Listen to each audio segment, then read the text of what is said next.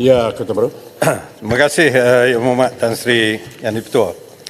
Saya ingin merujuk kepada Peraturan Mesyuarat 36/12 yang berbunyi mana-mana ahli yang mengeluarkan kenyataan yang mengelirukan Dewan adalah disifatkan menghina majlis dan ahli itu boleh dirujuk kepada Jawatankuasa Hak dan Kebebasan bagi kesalahan itu. Saya. Yang Berhormat Tan Sri, untuk memudahkan pembentangan saya ini, saya mohon untuk memberikan dokumen rujukan ini kepada Yang Berhormat sendiri. Baik. Boleh saya minta? Silakan. Exhibit 1. Okey. Yang Berhormat Tan Sri, saya ingin merujuk kepada Hansard Dewan Yang Mulia ini pada 6 November tahun 2024, iaitu hari Rabu yang lepas, iaitu semasa Yang Berhormat Menteri Undang-Undang dan Reformasi Institusi menggulung perbahasan Belanjawan 2025, dan saya telah mengambil bahagian di dalam perbahasan tersebut dengan mencelah penggulungan tersebut. Saya ingin merujuk kepada Hansard bermula di muka surat 42 yang saya tandakan, I highlight the page. Saya mohon izin untuk membacanya. Dikatakan, ini ucapan saya, ya, dikatakan ada addendum yang menyatakan bahawa pengampunan itu melibatkan satu tahanan alternatif, iaitu tahanan di dalam rumah. Sekarang ini, isu ini saya nak bertanya kepada Menteri, inilah masanya, adakah addendum ini wujud sebagaimana disebut dalam affidavit yang Amat Berhormat Bagan Datuk dan juga Yang Amat Berhormat Menteri Besar Pahang yang dimasukkan dalam mahkamah. Itu muka surat 42. Yang menjadi isu yang saya nak bangkitkan pada muka surat selepas itu Yang Berhormat, muka surat 43. Kota Baru. Yang Berhormat, saya membaca. Sekejap, Yang Berhormat. Yang Berhormat tadi sebut Yang Berhormat adalah menteri yang bertanggungjawab kepada Attorney General's Chambers, AGC. Attorney General, Peguam Negara adalah salah seorang ahli dalam lembaga pengampunan. Takkanlah Yang Berhormat tak dapatkan maklumat daripada AG mengenai isu addendum ini? Jawapan Menteri, saya agak keliru ya Yang Berhormat. Yang Berhormat dulu pun Menteri Undang-Undang. Adakah Yang Berhormat mengatakan bahawa Peguam Negara lapor kepada Yang Berhormat? Is that what you making assumption? Saya menjawab, ya, kita boleh mendapatkan maklumat daripada Peguam Negara. Okey. Seterusnya, Menteri, tak, saya minta maaf ya Yang Berhormat. Dalam Kerajaan Madani, saya menteri yang bertanggungjawab undang-undang. Saya tidak terlibat dalam pelantikan Peguam Negara.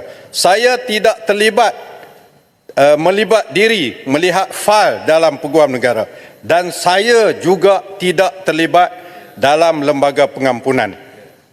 Kemudian saya menyebut Yang Berhormat itu tak habis, dia sambung lagi. Ya, ini yang penting yang saya nak highlightkan. Kata Menteri, sebab Menteri bertanggungjawab Sekretariat dalam kes yang di-Pertuan Agong adalah Menteri Wilayah. Yang Berhormat sebagai mantan Menteri Undang-Undang dalam kerajaan sudah tentu Yang Berhormat lebih berakal daripada saya. Itu kata Menteri. Yang Berhormat, saya ingin menyatakan bahawa the last part, bahagian terakhir yang saya bacakan itu adalah satu kenyataan yang amat tidak berfakta dan mengelirukan Dewan Yang Mulia ini. Yang mana itu maksudnya? Yang maksudnya ialah Menteri bertanggungjawab Sekretariat dalam kes yang di-Pertuan Agong, iaitu kes pengampunan ini, adalah Menteri Wilayah. Sudah last para tu. Ya, last para tu. Saya rasa umum mengetahui, saya juga angkat kepada Yang Berhormat, satu kenyataan media, Lembaga Pengampunan bagi Wilayah-Wilayah Persekutuan Kuala Lumpur, Labuan dan Putrajaya kali ke-61 bertarikh 2 Februari 2024, Jumaat, yang mana kandungan ni saya tak nak baca, yang nak bacanya bahagian bawah. Kenyataan ini dikeluarkan oleh Urustia Lembaga Pengampunan Wilayah Persekutuan Kuala Lumpur, Labuan dan Putrajaya, bahagian hal ehwal Undang-Undang Jabatan Perdana Menteri, iaitu Kementerian Yang Berhormat Menteri Undang-Undang sendiri. Jadi bagi saya, Yang Berhormat Menteri Undang-Undang telah mengelirukan Dewan. She misled the House. Dan ini adalah satu contempt, satu penghinaan kepada majlis. Saya sebagaimana Yang Berhormat Air Hitam baru-baru ini membangkitkan mengenai Menteri Ekonomi. Kalau mengikut 36.12, kita boleh hadapkan orang yang mengeluarkan kenyataan ini ke Jawatankuasa Hak dan Kebebasan Dewan. Saya tidak berhasrat untuk itu. Tapi memadailah. Ini melibatkan integriti saya. Dia kata saya tak tahu. Bekas Menteri Undang-Undang tak tahu. Walaupun dia kata saya lebih berakal daripada dia.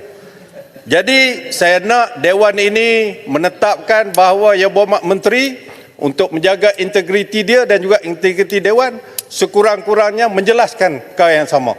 Bahawa Sekretariat kepada Lembaga Pengampunan Kuala Lumpur, Labuan dan Putrajaya adalah bahagian Undang-Undang Jabatan Perdana Menteri, bukan Kementerian Wilayah Persekutuan ataupun Menteri Wilayah Persekutuan. Jadi saya submit perkara ini untuk pertimbangan Yang Berhormat untuk dibuat ruling dan juga apa yang sepatutnya dibuat. Terima kasih. Terima kasih, Tuan Baru. Seperti yang telah pun saya minta kepada Air Hitam, dan Air Hitam telah pun menunaikan janji beliau untuk menulis kepada saya dan telah pun tulis dan saya telah terima. Begitulah juga saya nasihatkan kepada Tuan Baru, oleh kerana affidavit RP tak cukup. Jadi Kota Baru saya pohon tulis kepada saya, kodekan apa yang Kota Baru nak kod dengan juga mementionkan apa yang hasrat Kota Baru dalam usul tersebut dan saya akan proses dari situ. Boleh Kota Baru? Yang Berhormat. Boleh lah. Terima kasih. Yang Berhormat. Ya, boleh. Lanjutan daripada fatwa Yang Berhormat Speaker. Fatwa pujangga hari ini ya. Ya. Dah duduk dengan PAS lama dah. Duduk dengan PAS okey tapi jangan makan banyak. Saya gemuk ni kerana dulu makan banyak. Ya.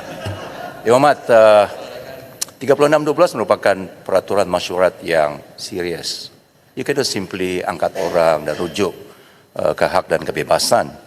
Lazimnya Parlimen sesi yang lalu Yang Berhormat, dalam keadaan-keadaan seperti yang diluahkan oleh Yang Berhormat Kota Baru dan juga Yang Berhormat Air Hitam, Speaker mempunyai kuasa untuk meminta menteri untuk memberi penjelasan di Dewan ini. Rather than kita file komplain, bertulis dan sebagainya.